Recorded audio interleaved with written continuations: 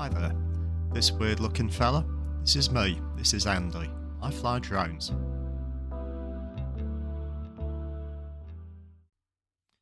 Okay, so this video, it's going to be going into a little of the planning process for flying and how I go about incrementally increasing difficulty and working towards true acro flight with the drone, making the drone aerobatic eventually.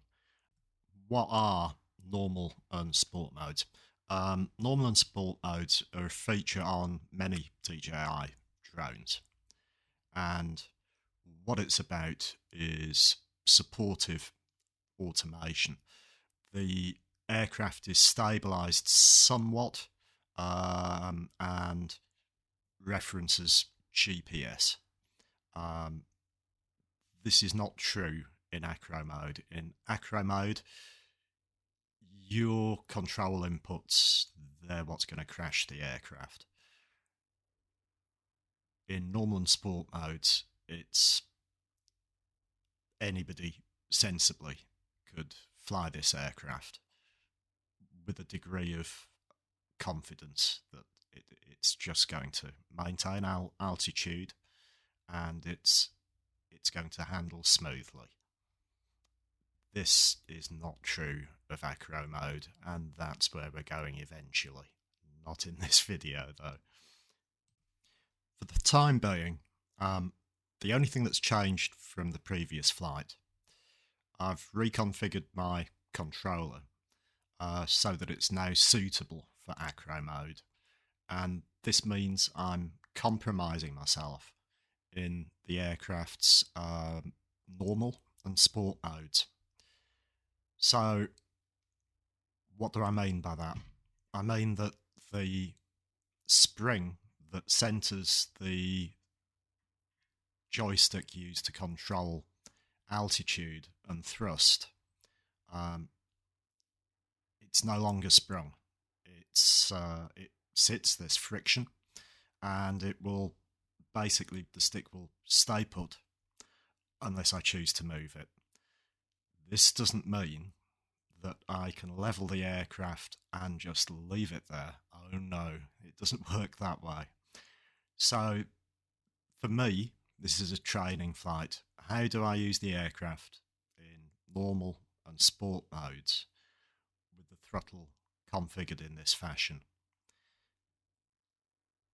This is where I find out whether I can actually do it or not. Now I'm feeling more comfortable flying with the unsprung, uncentering throttle stick. I'm looking to do something more than I did last time, and I've found myself a little space just a few yards down the track from the tree I'm leaning against. Classic mistake to make in this little space. It would see you entering far too fast and striking some of the more difficult to see minor twigs and branches. So this first pass, it's minimal speed and it's just exploratory. So this is the second pass, and you'll see pretty quickly what I mean. There's a point here where twigs and branches pop into view, and if I'd have brushed them, it would have definitely destabilized the aircraft, and I'd have probably crashed. Before flying in this little area here, I make a point when I venture into anywhere that's potentially tricky of just having a wander around on foot first.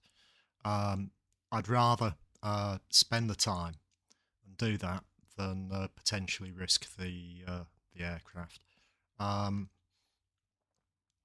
There's nothing particularly clever going on here, but it is a new spot for me to fly.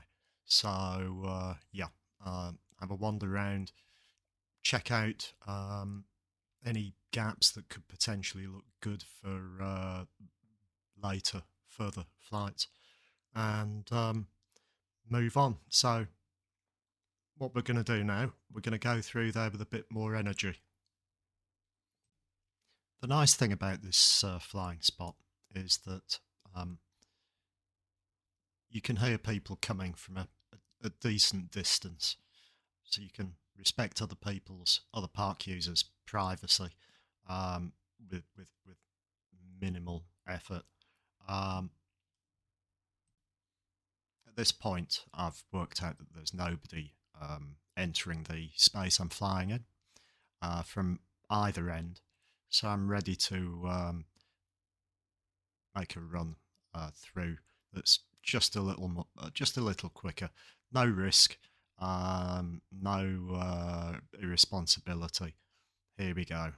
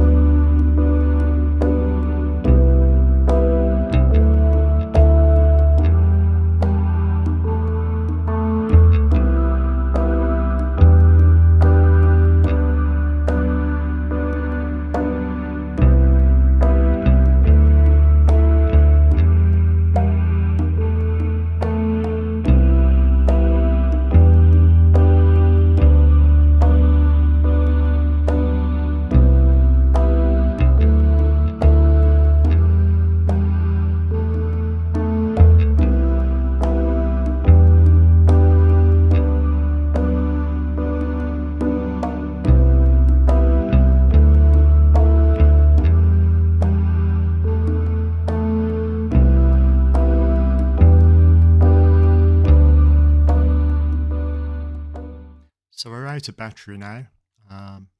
Time to pack up, go home, and review the footage. And keep in mind lessons for next time. Come up with a plan to improve my skills further, and we'll see where this goes. Thanks for viewing. Bye bye.